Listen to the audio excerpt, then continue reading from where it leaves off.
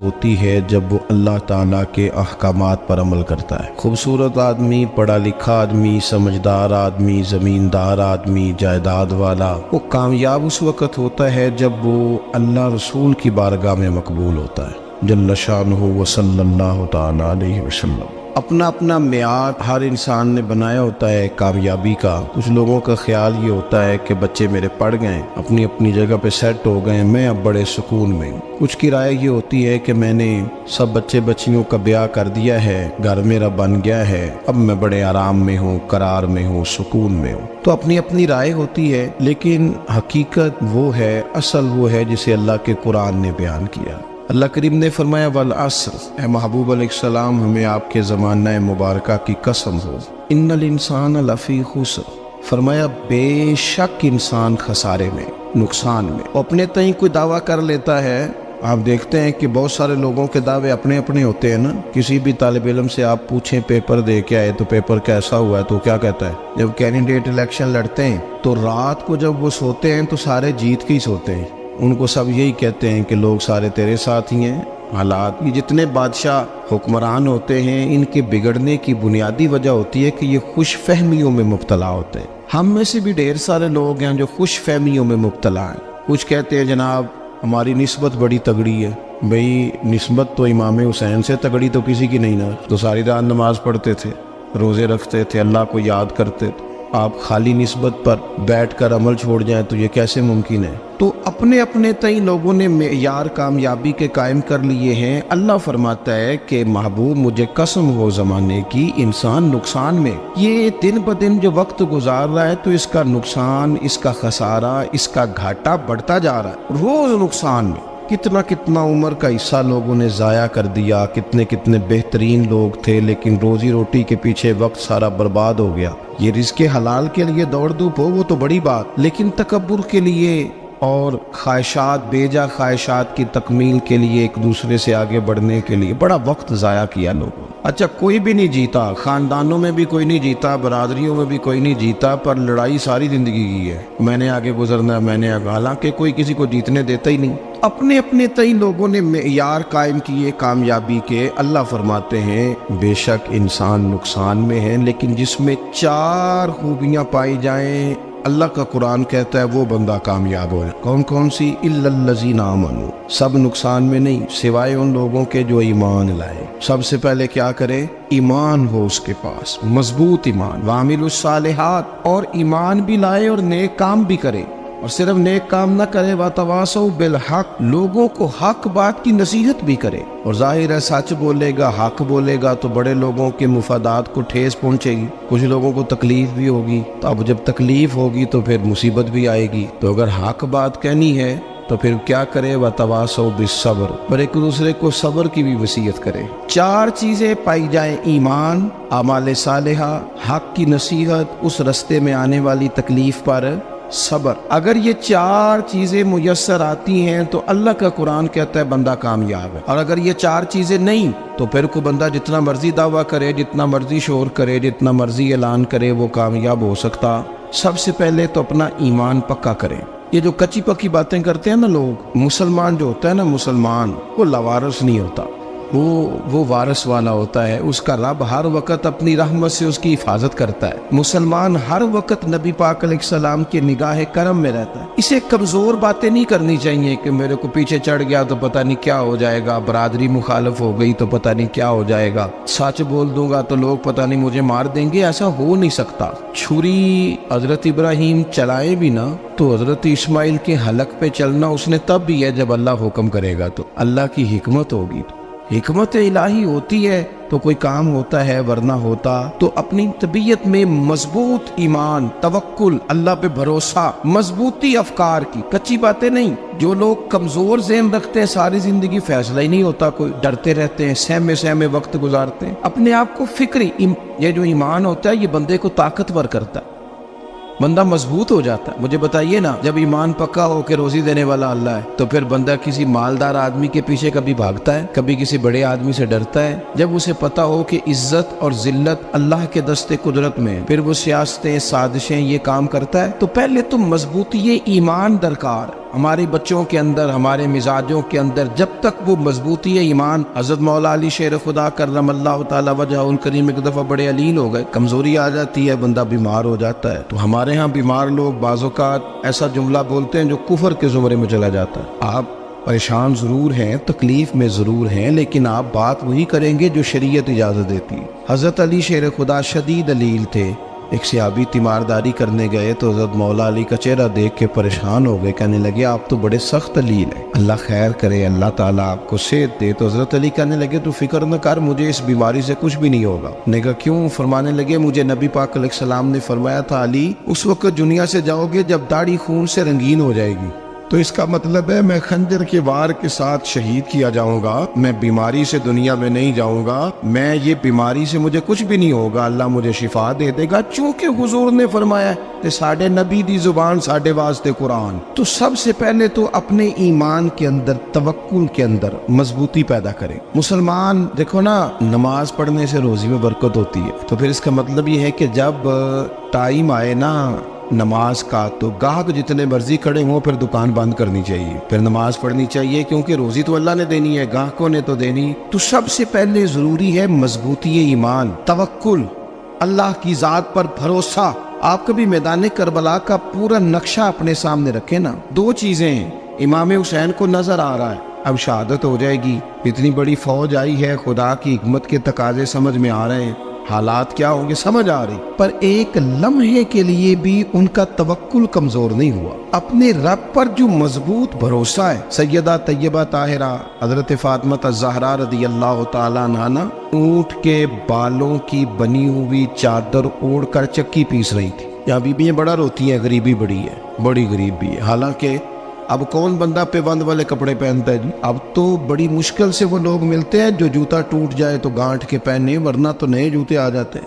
حضرت سیدہ پاک اونٹ کے بالوں کی بنی ہوئی چادر اوڑھ کے چکی پیس رہی تھی۔ نبی پاک صلی اللہ علیہ وسلم نے دیکھا، آنکھوں میں آنسو ضرور آئے، پر محبوب نے فرمایا فاطمہ دنیا میں تھوڑی سی تکلیف برداشت کرو، قیامت کی ساری عزت اللہ آپ کو ہی عطا فرمائے گا۔ تو توکل کی مضبوطی، اللہ کی ذات پر بھروسہ، اپنے رب کریم کے ساتھ امیدوں کا وابستہ کرنا، اس سے مضبوطی آئے۔ دوسرا فرمایا وَعَمِلُوا الصَّالِحَاتِ، بہترین عمل کیا جائے زندگی میں، نیک اعمال کیے جائے، وقت ضائع نہ کیا جائے، ہر وقت کوئی نہ کوئی کام بندہ کرتا رہے۔ یہاں بہت سارے لوگ ہیں جن کو لوگ نیک کہنا شروع کر دیتے ہیں نا، وہ سمجھ لیتے ہیں شاید ہم سچی مچی نیک ہیں۔ لوگ جو کہتے ہیں حضرت صاحب قبلہ، پیر صاحب قبلہ، میں یہ طالب علموں کو، دوستوں کو، بلکہ اپنے آپ کو بھی کئی دفعہ کہتا رہتا ہوں، اپنے آپ کو سمجھاتا ہوں کہ یہ لوگ تجھے کہہ رہے ہیں حضرت صاحب، یہ تو رات کو تو اپنے آپ سے پوچھنا، اپنے رب سے پوچھ، کبھی موقع ملے تو اپنی گریبان میں جھانک، غور کر کے تیری کیفیت کیا ہے، تنہائی میں تیرا دل اللہ سے جڑتا ہے کہ نہیں، عبادت میں دل لگتا ہے کہ نہیں، خدا کا خوف دل میں رہتا ہے کہ نہیں، غریب کی محبت، عزیزوں قربت والوں کا احساس طبیعت میں موجود رہتا ہے کہ نہیں۔ ویسے تو میرا مطلب ہے، لوگ کہہ دیتے حاجی صاحب آپ بڑے سخی ہیں، تو اس سے تو نہیں نا بندے نے سخی ہونا، سخی تو تب ہونا ہے جب اللہ کی بارگاہ میں مقبول ہوگا۔ اعمال صالحہ، نیک کام، اور وہ کرتا رہے بندہ، کوئی بھی کام اسے نیکی کا مل جائے نا۔ دیکھو نبی پاک صلی اللہ تعالیٰ علیہ وسلم نے فرمایا نیکی کو کبھی حقیر نہیں سمجھنا، کبھی حقارت سے نہیں نیکی کرنی کہ یہ بڑی چھوٹی ہے تو میں اس کو کروں گا، فرمایا کبھی حقیر نہ سمجھنا، نیکی کا کام جو بھی ملے کر دینا۔ فرمایا اگر بھائی سے مسکرا کے ملو گے بنا تو اس پر بھی اللہ تمہیں صدقے کا ثواب عطا کرے گا۔ ہم تو اس دین سے کے ماننے والے ہیں جو کہتے ہیں تو گلی سے روڑا اٹھا دے، کانٹا اٹھا دے، کسی کی تکلیف دور کر دے، کسی اس پر گنجائش کر دے، کسی کے لیے آسانی کر دے، جو بھی خیر کا کام میسر آئے پورے دن میں اسے چھوڑے نہیں۔ صبح گھر سے نکلے، وہ ایک صحابی تھے، غالباً تابعی تھے، تو بازار جاتے اپنے غلام کے ساتھ تو سارا بازار گھوم کے واپس آ گئے۔ خادم نے کہا جناب کو نہ کوئی خریدا نہ کچھ بیچا، تو آپ سارا بازار گھوم کے آ گئے۔ فرمانے لگے تیرا کیا خیال ہے؟ میں نے کچھ بھی نہیں کیا۔ کہا جناب پھر کیا کیا ہے؟ فرمانے لگے تم نے دیکھا جو بندہ بھی گزرا ہے میں نے اس کو کہا السلام علیکم، تو کتنی کو نیکیاں میں جمع کر کے آ گیا ہوں۔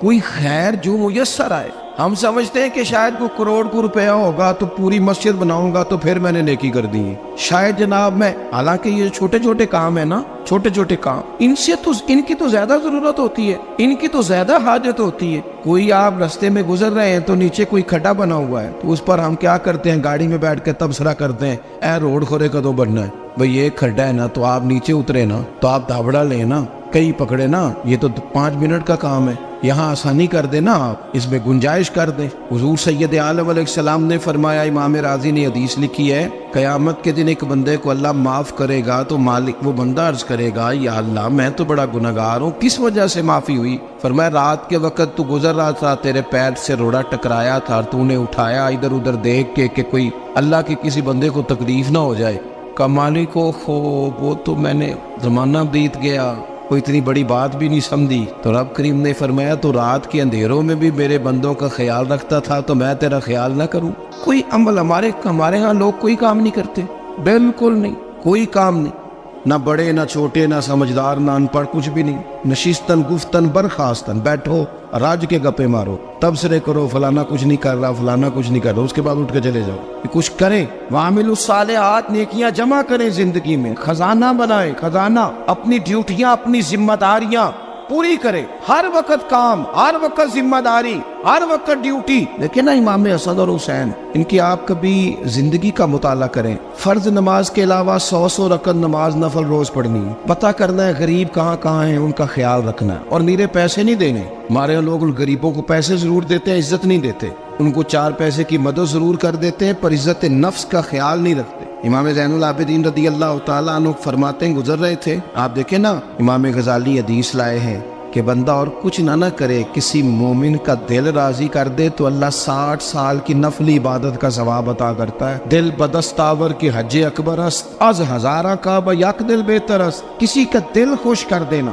اس کو راحت دے دینا، اس کو قرار دے دینا، اس کے لیے کوئی ایسا سامان کر دینا کہ بندہ مطمئن ہو جائے، سکون ہو جائے۔ یہ ہمارے ہاں جو لوگ ہوتے ہیں نا، سرکاری ملازمین، ڈیوٹیوں والے، ان کی طبیعتوں میں تلخی ہوتی ہے۔ یہ اگر صرف پیار کرنے لگ جائے نا، سے وابستہ لوگ میرے احباب میں سے ہیں، تو میں ان سے کہتا ہوں کہ شفا تو اللہ نے دینی ہے، چلو تم دعائی تو آج کے دیا کرو نا، تم آنے والے کی بات تو توجہ سے سنو۔ وہ بیچارہ اپنی بات، ہمارے ایک بزرگ تھے تو تعویذ لکھا کرتے تھے، بڑے عالم تھے، مجھے کچھ تھوڑی سی نا میرے دل میں ان کے بارے میں خفگی رہتی تھی کہ آپ اتنے بڑے عالم ہیں، آپ کتاب لکھیں، آپ تعویذ لکھ رہے ہیں، اور پھر لوگوں نے کمائی کرنی ہوتی ہے، آپ تو مفت دیتے ہیں سارا کچھ، اتنی لمبی ڈیوٹی، سارا دن بیٹھے رہتے ہیں آپ اور لکھتے تعویذ ہیں۔ میں نے ایک دن ان سے گزارش کی، میں نے کہا شیخ آپ بڑے آدمی، جن لوگوں کو اللہ نے رسوخ فی العلم عطا فرمایا ہوتا ہے، ان میں سے آپ، اللہ نے آپ کو پختگی دی ہے، علم میں شعوری عالم ہے آپ، سارا دن تعویذ۔ فرمانے لگے یار میں تعویذ نہیں لکھتا، اصل مسئلہ یہ ہے کہ جو تعویذ لینے آتا ہے وہ اپنا سارا دکھ سناتا ہے، تو میں تعویذ نہیں لکھتا، میں نہ بس لوگوں کے کلیجے ٹھنڈے کرتا ہوں، میں کسی کا، اب تو بچوں کے پاس ٹائم ہی نہیں، وہ تو ابا کا دکھ نہیں سنتے، تو بیٹھتے ہی نہیں۔ اماں کہہ رہی ہوتی ہے کہ پتر کو 10 منٹ میرے پاس بھی بیٹھا کر، لیکن پتر مصروف بڑا ہے، ویڈیو چڑھانی ہے اس نے۔ ہم الجھ گئے، یہ چیزیں انسان کو نفسیاتی طور پر کمزور کر دیتی ہیں، جو لوگ زیادہ یہ کام کرتے ہیں ان کے حافظے کمزور ہو جاتے ہیں، وہ الجھ جاتے ہیں، انہیں پتہ نہیں ہوتا رات میں نے کیا کہا تھا، صبح میں کیا کہہ رہا۔ ہر وقت نہیں، ضرورت کے وقت، ہر ٹائم نہیں، مخصوص اوقات میں۔ حضرت امام زین العابدین رضی اللہ تعالیٰ عنہ فرمانے لگے، ہم گزر رہے تھے، امام حسین ساتھ تھے، تو رستے میں نا کچھ غربا، غریب لوگ بیٹھ کے کھانا کھا رہے تھے، کہتے ہماری ان پر نظر پڑی، تو انہوں نے حضرت امام حسین رضی اللہ تعالیٰ عنہ سے کہا حضور آئیے، تشریف لائیے، کھانا کھائیے۔ وہ ضروری نہیں ہوتا آپ کو سب کا کھانا پسند ہی آئے، ٹیسٹ اپنے اپنے ہوتے ہیں، یہ ضروری تو نہیں۔ کھانا پسند نہ بھی آئے تو دل تو پھر بھی راضی رکھنا چاہیے۔ قربان جائیں، نبی پاک نے کس طرح ہماری تربیت کی۔ حضرت عائشہ صدیقہ رضی اللہ تعالیٰ عنہ فرماتی ہیں، کریم محبوب کا میں نے یہ طریقہ دیکھا کہ اگر کھانا ناپسند ہوتا تو چھوڑ دیتے، پر کبھی اس میں سے نقص نہ نکالتے، عیب جوئی نہ کرتے۔ گرمی کے موسم میں کھڑی ہے بیچاری خاتون، اور کتنی مشقت سے اس نے کھانا بنایا، اور کتنی گرمی صحیح ہے چولہے کے سامنے، لیکن صاحب کو کھانا رکھا ہے تو وہ کہتے ہیں یہ تو کی پکایا ہے، وہ کھانے والی چیز ہے، بھئی اس طرح کرنا، اب جو اگلی ہنڈی ہے وہ تو پکا، آنا تو کھڑا ہو۔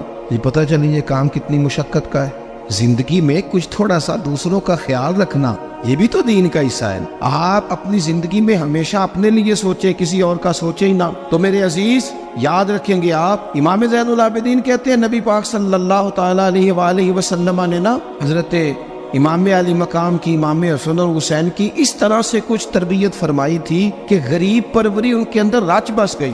مزاج بن گیا. وہ غربا بیٹھے تھے دسترخوان بچھائے سڑک کے کنارے, تو امام حسین گزرے تو انہوں نے آواز دی. امام صاحب روک گئے, کہنے لگے حضور تھوڑی روٹی نہیں کھا لیتے ہمارے ساتھ. تو امام صاحب آ گئے, نیچے بیٹھ گئے غریبوں کے ساتھ. کوئی جرت کرے نا, چلو امیروں نے تو غریبوں کے ساتھ بیٹھنے کی جرت نہیں کرنی, کوئی پیر ہی بیٹھ جائے غریبوں کے ساتھ, وہی مہربانی کر دے کہ میں پیر صاحب ہوں, قبلہ ہوں, تو میں ہی چلو لنگر کھا لوں مریدوں کے ساتھ بیٹھ کے.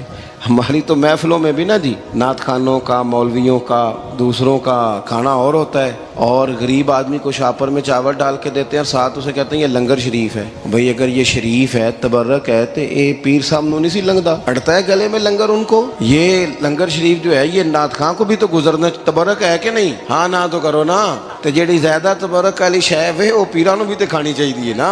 نعت خان کو اس کے لیے علیحدہ سے مرغ مسلم اعلیٰ کھانے. میں اکثر دوستوں سے کہتا ہوں چلو میلاد شریف پہ ہی صحیح سب کے لیے اچھا کھانا پکاؤ. چلو جس غریبوں کے بچوں کو بیچاروں کو سارا سال وہ بوٹیوں کے لیے لڑتے ہیں, تم میلاد پہ اچھی روٹی پکا دو, تو بچہ جب کھائے گا نا بہت ساریاں بوٹیاں اور چاول, اور اپنے ابا سے پوچھے گا کہ ابا جی آج کی گل ہے, تو ہو سکتا ہے غریب باپ رو ہی پڑے اور اسے کہے پتر تو آج راج راج کے کھاج ساڈے نبی پاک دا میلاد شریف. تو امام حسین رضی اللہ تعالیٰ عنہ نا آ کے غریبوں کے بیچ بیٹھ گئے زمین پہ. انہوں نے کہا کھائیے, تو وہ جس طرح وہ کھا رہے تھے نا سادے برتنوں میں امام حسین کھانا کھانے لگ گئے. میں نے کہا خیر کا کام کوئی بھی ملے اسے ضائع, چلو اور کچھ نہیں کر سکتے تھے, کسی کو سڑک ہی پار کرا دے نابینا کو, چلو اور کچھ نہیں کر سکتے, تو آپ کو پتہ ہے کہ سامنے والا بوجھ لے کے گزر رہا ہے, آپ تھوڑا سا ہٹ جائیں روڈ سے, اسے گزر لینے دیں. کوئی تو کام زندگی میں کوئی ارادہ تو خیر کا بندہ کرے. امام حسین بیٹھ گئے, ان کے ساتھ روٹی کھائی, تھوڑی دیر کے بعد اجازت لی, فرمایا جاؤں؟ کہنے لگے حضور اور کھائیے. فرمانے لگے میں تو ابھی روٹی کھا کے آیا تھا اور آج تک ایسا نہیں ہوا کہ دوبارہ کھانا کھاؤں, ایک لقمے کی بھوک نہیں تھی, جتنا بھی کھایا ہے نا یہ تمہارا دل خوش کرنے کے لیے کھایا ہے. غرباء مساکین کی وعامل الصالحات, ایماندار بندہ ایمانداروں جیسے کام کرتا ہی اچھا لگتا ہے. 25 حج کیا امام حسن اور حسین نے مدینے سے مکے پیدل جا کے. میں کہتا ہوں چلو ہم باجماعت نماز ہی پڑھ لیا کریں. چلیں, حضور صلی اللہ علیہ وسلم نے فرمایا فجر کی نماز پڑھ کے بیٹھ جاؤ, اشراق چاشت تک اللہ کا ذکر کرو, 2 نفل اشراق کے 2 چاشت کے پڑھ لو, اللہ 2 حج اور 2 عمرے کا ثواب عطا کر دے گا. مشکل کام تو نہیں. اہل بیت نے ہمیں سبق یہ پڑھایا ہے, حضور کے اصحاب نے ہمیں سبق یہ پڑھایا. تیسری بات فرمایا وتواصوا بالحق, صرف یہ نہیں کہ تم نماز پڑھ کے تو بیٹھ جاؤ, تم نے نا بے نمازی کو نماز کی دعوت بھی دینی ہے. مظلوم پر ظلم ہوتا رہے اور کونے میں چپ کر کے بیٹھے نہیں رہنا, بلکہ اگر ہاتھ پکڑا جا سکتا ہے تو ظالم کا ہاتھ پکڑنا ہے. نبی پاک علیہ الصلوۃ والسلام نے فرمایا اپنے بھائی کی مدد کرو چاہے وہ ظالم ہو یا مظلوم ہو, بھائی کی مدد کرو چاہے ظالم ہو یا مظلوم ہو. تو صحابہ نے عرض کی یا رسول اللہ صلی اللہ تعالیٰ علیہ وسلم یہ مظلوم کی مدد تو سمجھ میں آتی ہے, یہ ظالم کی مدد کیسے کریں؟ نہیں سمجھ آ رہی ہے آپ کو بات؟ یا رسول اللہ صلی اللہ تعالیٰ علیہ وسلم مظلوم کے ساتھ کھڑا ہونا تو ہماری عقل میں آ گیا, تو ظالم کی مدد کیسے کرنی ہے؟ نبی پاک صلی اللہ تعالی علیہ وسلم نے فرمایا ظالم کو ظلم کرنے سے روک دو, تم نے اس کی مدد کر دی, اسے باز کرو. لیکن ہم تو اتنی جرت ہی نہیں رکھتے بدی کو بدی کہنے کی, اتنی طاقت ہی نہیں ہوتی. جھوٹ کو جھوٹ کہنے کی ہمت, ہمارے گھر میں سارا کچھ ہو رہا ہوتا ہے, ہمیں پتہ ہوتا ہے کہ فلاں جگہ پہ ہمارا قبیلہ ہماری برادری غلط ہے, پر اتنی جرت کرتے. ہم سچ بولتے ضرور ہیں پر دوسروں کے بارے میں, اپنے بارے میں سچ بولنے کو تیار نہیں ہوتے.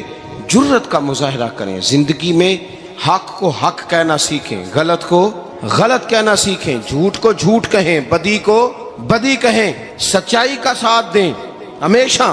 ہم نے جب تک دیکھو نا ظلم ہوتا رہے, زیادتی ہوتی رہے, اپنا دروازہ اندر سے بند کر لو, پتر باہر نہ جانا. کیوں جی؟ باہر اس پہ ظلم ہو رہا ہے, ان کے گھر آگ لگی ہے, کوئی ہمارے گھر تو نہیں نہ لگی. یاد رکھنا پڑوسیوں کی آگ نہ بجھاؤ گے تو اپنے گھر بھی آ جائے گی. اگر مظلوم کا ہاتھ نہیں پکڑو گے تو ظالم دلیر ہو جائے گا. اور ہمارے جتنے بھی بزرگ گزرے انہوں نے ظالموں کو ظالم کہا.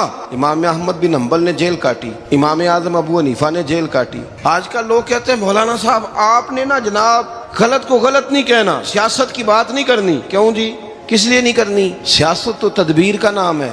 بنو اسرائیل میں جتنی بھی تدبیر ہوتی تھی وہ سارے انبیاء کیا کرتے تھے. کیوں نہ بات کریں؟ یہ جن کرسیوں پہ آج تم نے ظالموں جابروں کو بٹھایا, یہ کرسی تو حضرت ابوبکر صدیق جیسے لوگوں کی ہے, یہ تو حضرت عمر جیسے لوگوں کی سیٹ ہے, حضرت عثمان غنی جیسے لوگوں کا کام ہے, مولا علی جیسے لوگوں کا کام ہے. غلط جگہوں پہ غلط لوگ بٹھا دی اور پھر جھوٹے کو جھوٹا بھی نہ کہیں، ظالم کو ظالم بھی نہ کہیں۔ ہم سے نہ رقم ہوں گے قصید یزید کے، کیونکہ ہم لوگ تو حسین کے سیرت نگار ہیں۔ یہ کیا بات ہوئی، آپ سچی بات ہی نہ کریں، کلمہ حق کہیں، ہمیشہ کھری بات کہیں، سچی، گرچہ اپنا نقصان ہو، حق کے ساتھ کھڑے ہونا سیکھیں۔ وتواصوا بالحق، ساری آسانی تھی، امام حسین کو کوئی مسئلہ نہیں تھا، آرام سے بیٹھے تھے۔ آج کتنے موجوں میں بیٹھے ہیں، پیر صاحبان، مولوی صاحبان، خطیب صاحبان، سیاستدان، وڈیرے، موج لگی ہوئی ہے، کسی کو کچھ نہیں کہنا، کچھ کہیں گے تو پھر بندے مخالفت کریں گے۔ تو امام حسین مسجد نبی میں جمعہ پڑھاتے تھے، چپ کر کے بیٹھے رہتے، حضور سید عالم علیہ السلام کے مزار انور کے پاس بیٹھے تھے، بیٹھے رہتے۔ لیکن امام حسین نے فرمایا ظالم حکمران بنے تو وہ قوموں کو تکلیف دیتے ہیں، وہ ملی نقصان کرتے ہیں، وہ امت کا چہرہ مہرہ بگاڑ کے رکھ دیتے ہیں، لہذا کھڑے ہونا پڑتا ہے، کلمہ حق کہنا پڑتا ہے، الائے کلمت الحق کے لیے نکلنا پڑتا ہے۔ آپ اپنی زندگی کے اندر سچی بات کرنا سیکھیں۔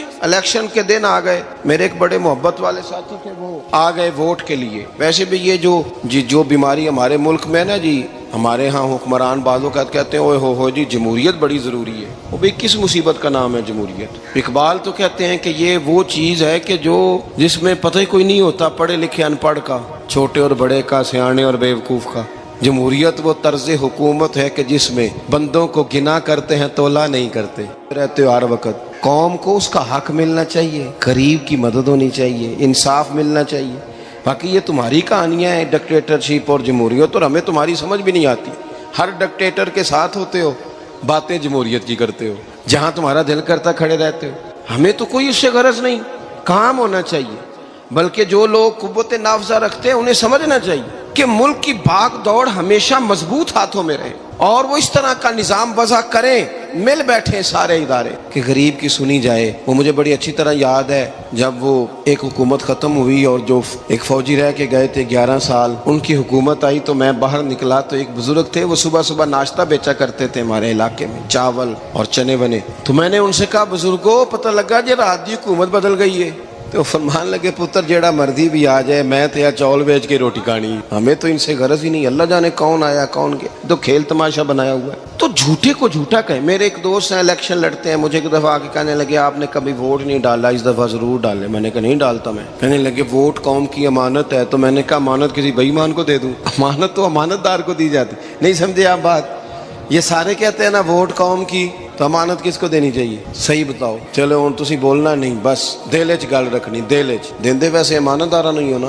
نہیں میں نے کہا بولنا نہیں، ہمیں کسی نے پتہ نہ لگ جائے، دیتے ویسے امانت داروں کو ہی ہو نا۔ یہ اپنے دل سے پوچھو، فیصلہ لو، اللہ سے ڈرو۔ ظالم کا مددگار ظالم ہوتا ہے، ظالموں کا مددگار ظالم ہوتا ہے۔ وہ تیرے میرے ووٹ پر جیت کر جب ظلم کرے گا تو پھر کون ہے جو یہ دعویٰ کرے گا کہ جناب میں ظالم کا مددگار نہیں؟ سوچو سمجھو، غور کرو۔ امام حسین رضی اللہ تعالیٰ عنہ نے فرمایا سچ کو سچ کہیں گے، جھوٹ کو جھوٹ کہیں گے۔ یہ نہیں ہو سکتا کہ جناب ظلم ہوتا رہے اور چپ رہے۔ اور یہ سبق کہاں سے پڑھا انہوں نے؟ مولا علی شیر خدا سے۔ جب حضرت عثمان غنی رضی اللہ تعالیٰ عنہ پر بلوائیوں نے حملہ کیا نا، تو چونکہ حضرت عثمان غنی خالو تھے امام حسن اور حسین کے، حضرت عثمان خالو ہیں، سگے خالو ہیں، تو حضرت مولا علی شیر خدا نے یہ نہیں کہا کہ پتر اتنے بندے آ گئے ہیں، تلواریں ہیں، محاصرہ ہے، باہر نہ نکلنا، بلکہ حضرت مولا علی نے خود اپنے دونوں بیٹوں کو تلواریں پکڑائیں اور حضرت عثمان غنی کے دروازے پہ کھڑا کر کے کہا پتر خیال رکھنا تمہارے ہوتے ہوئے کوئی بھی شخص حضرت عثمان غنی کا دروازہ نہ کراس کر پائے۔ خود اپنے بچوں، ہر جنگ میں حضرت علی ساتھ لے کے جاتے تھے۔ ہم تو بچوں کو دلیری سکھاتے ہی نہیں، بزدل۔ اور کچھ ہمیں بابے مل گئے، وہ کہتے ہیں منڈے نو سایا ہے، میں کہ بابے نو آپ سایا ہے، انہوں بھی کرو دم کراؤ، اس کو نظری سایہ آتا ہے۔ کیسے نادانوں سے پالا پڑ گیا۔ کیا ہوتا ہے وہ سایہ؟ اچھے بھلے سیانے نوجوان بتی بند کر کے اندر لیٹا ہوا ہے بچہ، بابا کہہ گیا انہوں سایہ ہے۔ بابا کہڑا کہہ گیا جڑا باہر روٹی لین آیا سی، بھی ایڈی پہنچی سرکار ہوندی تے ٹکر ہی گھر کھا لیندی۔ لوگوں کے قسمت کا حال بتاتا ہے، اپنی اتنی خراب ہے کہ مانگتا پھرتا ہے۔ کیا مذاق بنایا ہم نے اپنے ساتھ۔ تھوڑے سمجھدار ہو جائیں، ہر بندے کی بات کا اثر قبول نہ کیا کریں۔ مومن کے پاس طاقتیں ہوتی ہیں، جو جدھر لگاتا ہے چپ کر کے لگ جاتے ہو۔ ان الذین قالوا ربنا اللہ ثم استقاموا تتنزل علیہم الملائکہ، اللہ کہتا ہے تو ڈٹنا سیکھ، رب کا نام لے کے ڈٹ جا، رب تیری مدد کے لیے فرشتے بھی نازل کر دے گا۔ فرمایا یہ نبی مومنوں کے جانوں سے بھی زیادہ قریب ہے۔ ہم بڑا عام لفظ بولتے ہیں کہ فلاں چیز میرے دل کے بڑی قریب ہے، میری سوچ کے بڑی۔ جو لوگ دل کے قریب ہوتے ہیں ان کے پاس اٹھنے بیٹھنے کو دل کرتا ہے۔ تو اللہ کریم نے قرآن پاک میں فرمایا کہ یہ پیغمبر صلی اللہ علیہ وسلم تمہاری جانوں سے بھی تمہارے قریب ہے، اور حضور نے وضاحت کر دی، نبی پاک نے وضاحت کر دی۔ حضور نے فرمایا لا یؤمن احدکم حتی اکون احب الیہ من والدہ وولدہ والناس اجمعین، او کما قال نبی صلی اللہ علیہ وسلم۔ فرمایا تم میں سے کوئی اتنی دیر تک مومن ہو ہی نہیں سکتا جب تک ہر چیز سے بڑھ کر مجھ سے پیار نہ کرے۔ ایک مثال دے لوں، بات آسان ہو جائے گی۔ جس گھر کے اندر پیسہ بے شمار ہو، دولت بے شمار ہو، مکان ایک نہیں چار ہو، اور دنیا کی ساری آسانیاں گھر میں موجود ہو، سارے دوست میری بات پہ توجہ کرنا، ہر شے ہو، بینک بیلنس بھی ٹھیک ٹھاک ہو، بچوں کا فیوچر سیف ہو، لیکن گھر کے اندر میاں بیوی کی صلح نہ ہو، بچے کہتے ہیں گھر میں ہر چیز ہے پر امی اور ابا کا جھگڑا ہر وقت جاری رہتا ہے، وہ گھر صحیح چلتا ہے؟ آپ نے بولنا اس لیے نہیں کہ یہ باتیں لوگ، یہ گھر کے اندر کی باتیں ہیں نا۔ حالانکہ پاکستان کا تجزیہ یہ ہے کہ 95% میاں بیوی کے حالات ٹھیک نہیں۔ پاکستان یہ سرکاری اعداد و شمار ہے، 95% گھروں میں اختلاف رائے۔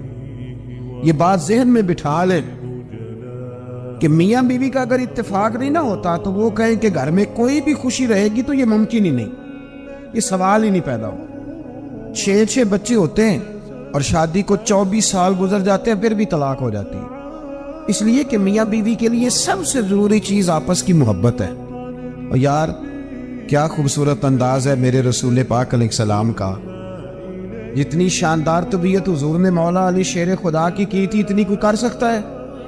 اور جتنی اعلیٰ ترین تربیت اور حسن سیدہ فاطمہ کو اللہ نے دیا کسی اور کو مل سکتا ہے؟ لیکن میرے نبی پاک علیہ السلام نے ان کی شادی کے بعد ان کو اکٹھے بٹھا کے ان کے سر آپس میں جوڑ کے ہاتھ اٹھا کے دعا کی تھی کہ اے اللہ ان کے درمیان محبت پیدا فرما دے۔ میاں بیوی کے درمیان جو سب سے اہم چیز ہے وہ محبت ہے۔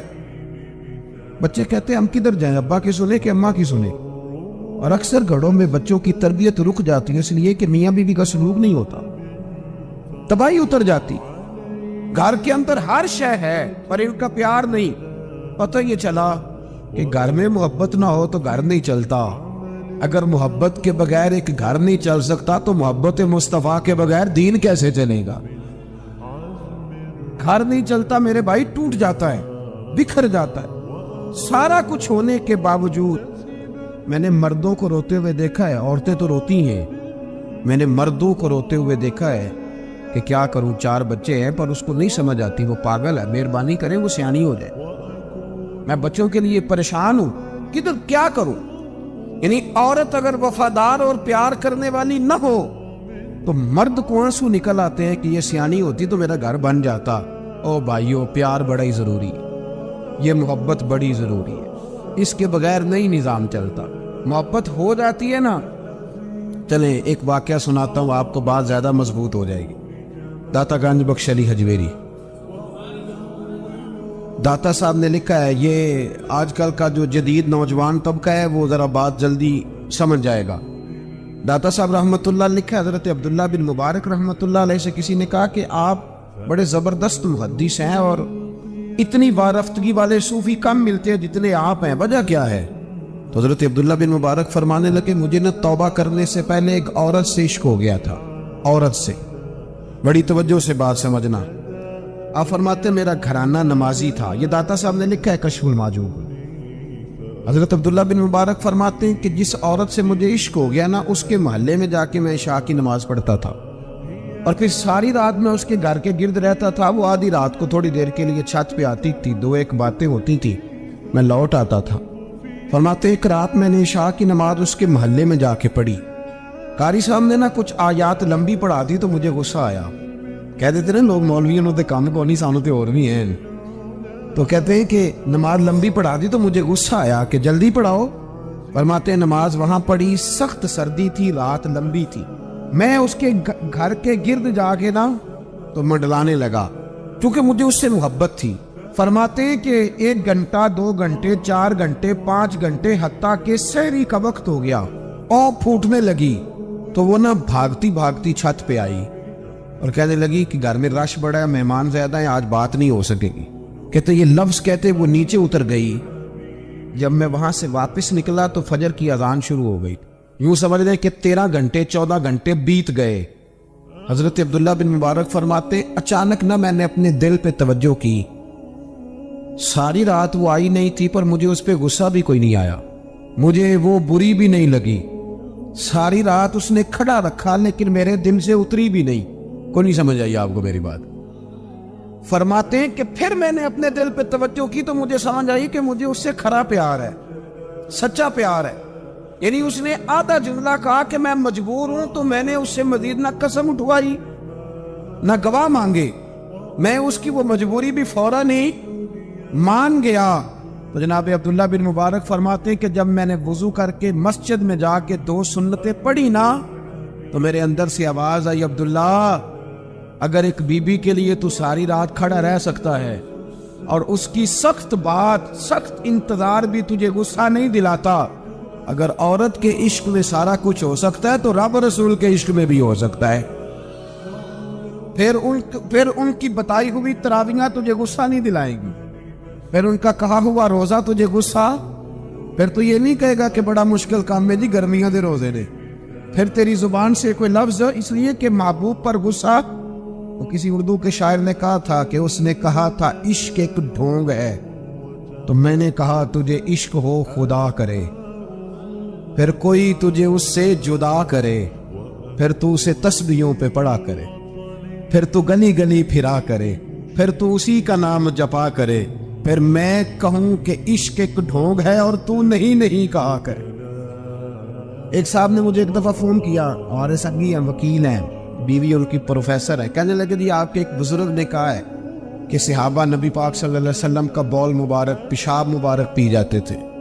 لوگوں کو بڑی جلدی ٹینشن ہونے لگ جاتی ہے ان چیزوں کی, بڑی جلدی. اس رستے کے مسافر نہیں نہ ہوتے, اس رستے کے مسافر نہیں. انہوں نے کہا جی کہ صحابہ حضور کا لعاب دہن اپنے چہرے پہ مال لیتے تھے, ناک سے ریٹھ نکالتے تھے تو مال لیتے تھے. یہ کیسے ہو سکتا ہے؟ میں نے ان سے کہا کہ تمہاری عقل میں بات نہیں آئے گی, تمہارا شعبہ نہیں نا, تمہارا یہ شعبہ. کہنے لگے آپ سمجھا دیں. تو میں نے کہا بھائی سنو, آپ کی بیوی امیر خاندان سے ہے, ہماری بچیاں جو پڑھی لکھی ہوتی ہیں نا امیر خاندان سے ہوتی ہیں, یہ جب کسی کے گھر جاتی ہیں نا تو ان کا بچہ پیشاب کر دے تو انہیں بڑی بدبو آتی ہے, اور اگر وہ کہہ کر دے تو یہ بھی کہہ کرنے لگ جاتی ہیں. ہوتا ہے کہ نہیں ہوتا؟ اور گھر آ کے کہتی ہیں وہ بڑے جاہل ہیں, صفائی نہیں کرتے, بچے نے ادھر ہی پیشاب کیا ہوا تھا, میں تو جو کھا کے گئی تھی وہ بھی باہر آ گیا. کہنے لگے جی بالکل یہ بھی ایسے ہی کرتی تھی. تو میں نے کہا جب اس بچی کا جو بڑا ناک چڑھاتی ہے, جب اس کی اپنی شادی ہو جائے, اپنا بچہ ہو جائے اور بچہ بالوں میں پیشاب کرے, پھر بھی کیا آتی ہے؟ کیوں؟ اس لیے کہ اپنا بچہ ہے. اور میں نے کہا میاں فرق اتنا ہے کہ صحابہ کا اپنا نبی تھا. یہ جب محبت ہو جاتی ہے نا تو پھر گھن نہیں آتا پھر کوئی. اور پھر مصطفیٰ کریم کا بول مبارک تو اللہ نے ویسے ہی پاک فرمایا ہے. تو میں نے کہا یہ باتیں اتنی دیر ہوتی ہیں جتنی دیر تک بچہ غیر کا ہوتا ہے. جب بچہ اپنا ہوتا ہے تو پھر یہ گفتگو, جب تک بچہ غیر کا تھا, آواز کم کریں گی تھوڑی, جب تک بچہ غیر کا تھا اس وقت تک کہہ بھی آ رہی تھی, بدبو بھی آ رہی تھی, گھن بھی آ رہی تھی. اور پھر بچے نے الٹی کر دی, اماں کے کپڑوں پہ کر دی, اس کی گود میں کر دی, لیکن پھر اماں کو کوئی تکلیف یوں. اب کیا ہوا ہے؟ اب اس سے پیار ہو گیا, اب اس سے محبت ہو گئی. پھر بڑے بڑے سردار, یہ بخاری مسلم ہے, عروہ بن مسعود ثقفی ابھی غیر مسلم تھے, جب حدیبیہ کے مقام پہ آئے تو واپس جا کے انہوں نے پیغام مسلمانوں کو نہیں دیا, عالم کفر کو دیا. عالم کفر کو جا کے کہنے لگے کافروں مسلمانوں سے کبھی جنگ نہ کرنا. کہا کیوں؟ کہنے لگے میں حدیبیہ میں دیکھ کے آیا ہوں, اور میں کوئی بے وقوف آدمی نہیں, نادان نہیں کہ دیکھ کے آیا ہوں تو مطمئن ہو گیا ہوں. میں نے بڑے بڑے بادشاہ دیکھے ہوئے, میں سفیر ہوں، میں نے دنیا دیکھی ہے، لیکن جو تعظیم مصطفیٰ کریم کے غلام ان کی کرتے ہیں وہ میں نے کسی کو کرتے نہیں دیکھا، وہ میں نے نہیں دیکھا۔ کہا کیا دیکھا ہے وہ؟ یا تو ہمارے یہاں درود و سلام پڑھنے والے بھی غریب غریب لوگ رہ گئے۔ سنیں جی، آپ باتیں نہ کریں، بڑی مہربانی میری بات سنیں۔ ہمارے یہاں تو میلاد کے جھنڈے اٹھانے والے بھی غریب غریب لوگ رہ گئے۔